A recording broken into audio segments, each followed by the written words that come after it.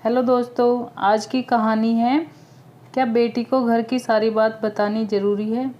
फिर मोबाइल लेकर बैठ गई, क्या क्या शिकायतें कर डाली मेरी और नंद की, और क्या क्या भेद बता दिया। रीना जी गुस्से से घूर रही थी।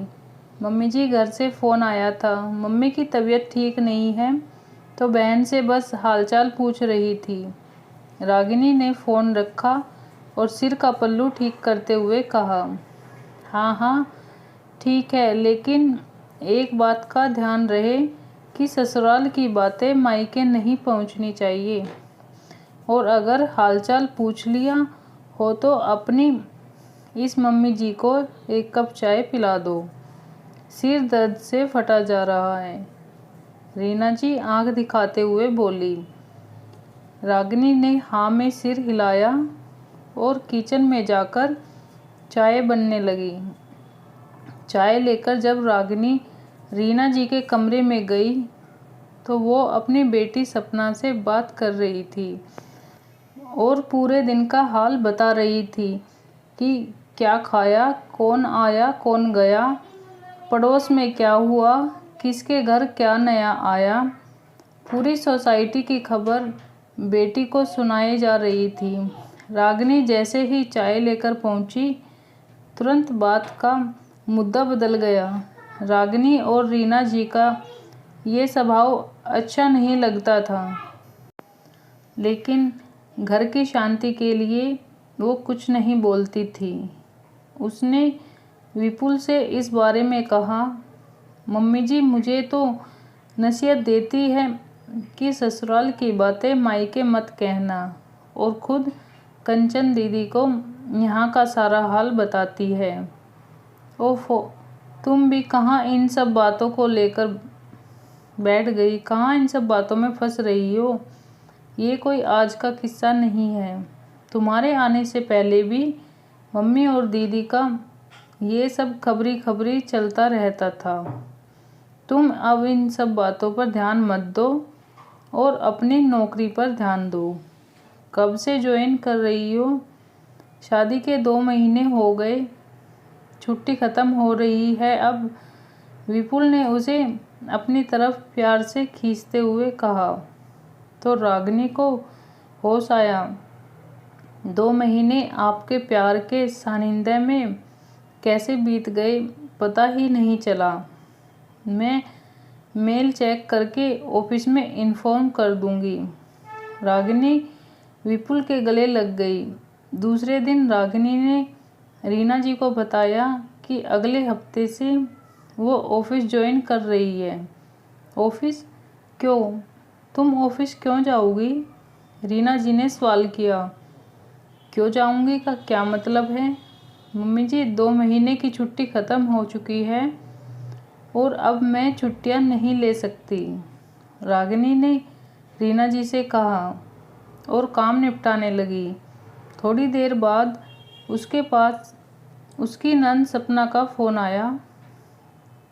थोड़ी देर इधर उधर की बातें करने के बाद सपना मजाकिया स्वर में बोली, लगता है भैया आपका ठीक से ख्याल नहीं रखते, इसलिए आप इतनी जल्दी ऑफिस ज्वाइन कर रही है। आपसे किसने कहा दीदी? सच तो यह है कि मेरी छुट्टियां ख़त्म हो गई है। यह विपुल ने ही याद दिलाया, और वो भी चाहते हैं कि मैं ऑफिस जल्द से जल्द ज्वाइन करूं। और फिर रागिनी ने उसके ससुराल वालों का हालचाल पूछकर फ़ोन रख दिया।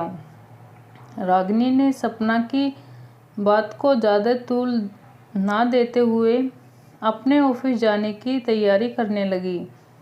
रागिनी जानती थी कि सासू जी नहीं चाहती कि वो ऑफिस जाए, क्योंकि उन्हें थोड़ा बहुत घर का काम करना पड़ेगा और वो अब सिर्फ आराम करना चाह रही थी। रागिनी ऑफिस जाने से पहले सुबह का नाश्ता और लंच बनाकर जाती और शाम को ऑफिस से आकर फिर सारी जिम्मेदारी निभाती, और बाकी घर के कामों के लिए मेड आती। रीना जी उसे ज़्यादा कुछ नहीं कहती, लेकिन सपना से बहुत कुछ कहती। सपना भी अक्सर मजाक मजाक में रागिनी को यह बता ही देती कि उसका यूँ नौकरी करना रीना जी को पसंद नहीं है। कभी उसके ऑफिस पर कपड़े पर कमेंट करती, कभी देर हो जाए तो ताने सुना देती। अगर विपुल के साथ किसी पार्टी में चली जाए तो सास को नज़रअंदाज और अकेला छोड़ने का इल्ज़ाम लगा देती। रागिनी ने रीना जी से कई बार कहा कि अगर आपको मुझसे कोई समस्या है तो आप मुझसे कहिए, दीदी को क्यों कहती हैं। लेकिन तब वो यही कहती कि मैंने सपना से कुछ नहीं कहा, उसे मेरी फिक्र है, इसलिए उसने अपना समझकर बोल दिया। इतना क्या बुरा मानना नंद की बातों का। लेकिन आज तो सपना ने सभी हद पार कर दी। रागिनी को एम्प्लॉय ऑफ द मंथ का अवार्ड मिला और साथ ही छोटी सी इंक्रीमेंट बढ़ गई। शाम को विपुल ने घर पर मीना जी का मुंह मीठा कराते हुए यह खुशखबरी दी और रागिनी और रीना के साथ बाहर डिनर करने गया। दूसरे दिन सपना का फ़ोन आया और उसने पहले रागिनी को बधाई दी, फिर उसने मजाक करते हुए कहा, वाह भाभी, आपने तो ऑफिस ज्वाइन करते ही धमाल कर दिया। वैसे यह अवार्ड आपकी मेहनत का ही है या फिर से आपका क्या मतलब है दीदी। रागिनी सपना की आधी बात को सुन गुस्से से बोली, अरे नाराज़ क्यों हो रही भाभी, मैंने तो अक्सर यही देखा और सुना है कि छोटे छोटे इंक्रीमेंट और अवार्ड के लिए बहुत बड़े बड़े झोल करने पड़ते हैं। वैसे आप भी तो कभी कभी देर रात बड़ी गाड़ी से घर आती थी, तो कहीं ये अवार्ड और इंक्रीमेंट उसी का नतीजा तो नहीं। सपना की बात सुन रागिनी के आंसू छलक आए। वाह दीदी, मुझे नहीं पता था कि आप और मम्मी इतनी गंदी सोच रखती हैं रागिनी के बारे में। विपुल की आवाज़ सुन सपना चुप हो गई। विपुल, तू? वो मेरे भाई, मुझे गलत मत समझ, मैं तो सिर्फ मजाक कर रही थी। मेरा और भाभी का रिश्ता ही ऐसा है, तू दिल पर मत लेना भाई। सपना की आवाज़ लड़खड़ाने लगी। गलत नहीं, बहुत सही समझ रहा। मैंने या रागिनी ने अभी आपको यह खबर दी ही नहीं, फिर आपको कैसे पता चला कि रागिनी ऑफिस से जब देर से आती है तो बड़ी गाड़ी में आती है उसे छोड़ने। विपुल के इस सवाल का सपना के पास कोई जवाब नहीं था। मम्मी जी मुझे तो नसीहत देती रहती हैं कि ससुराल की बातें मायके नहीं बतानी चाहिए, लेकिन खुद के लिए कोई नसीहत नहीं रखी कि घर की बातें बेटी को भी नहीं बतानी चाहिए। रीना जी के हाथों में मोबाइल देख रागिनी ने गुस्से में बोला, जो शायद सपना को ही फ़ोन लगाने की कोशिश कर रही थी। ऐसा क्या बता दिया जो भड़क रही? अब क्या चाहती हो कि मैं अपनी बेटी से अपने दिल की बातें भी ना करूं?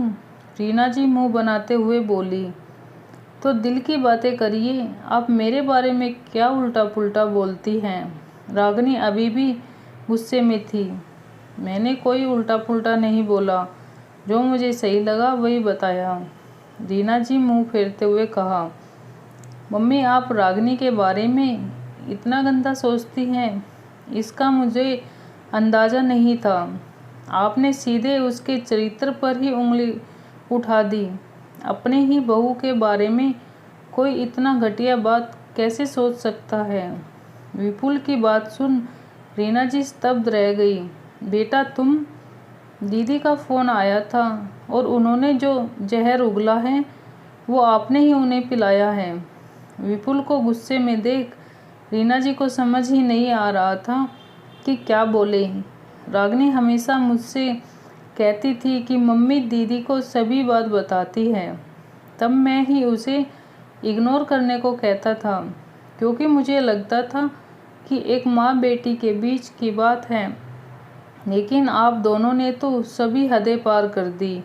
आपका बेटा हूँ, यूँ अकेला आपको नहीं छोड़ सकता, लेकिन अब मैं आपसे कभी बात नहीं करूँगा।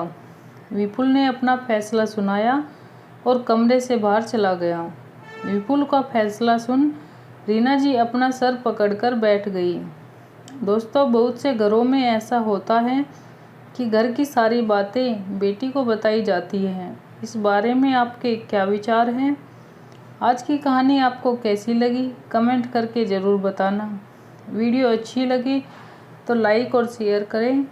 चैनल पर पहली बार आए हैं तो चैनल को सब्सक्राइब ज़रूर करें। साथ में दिए घंटी के बटन को दबाएं, जिससे मेरी वीडियो का नोटिफिकेशन आप तक पहुंच जाए और आप जल्दी से वीडियो को देख लें। अपना कीमती समय देने के लिए धन्यवाद। मिलते हैं किसी नई वीडियो के साथ, तब तक के लिए बाय बाय। अपना सपोर्ट ऐसे ही बनाए रखना फ्रेंड्स।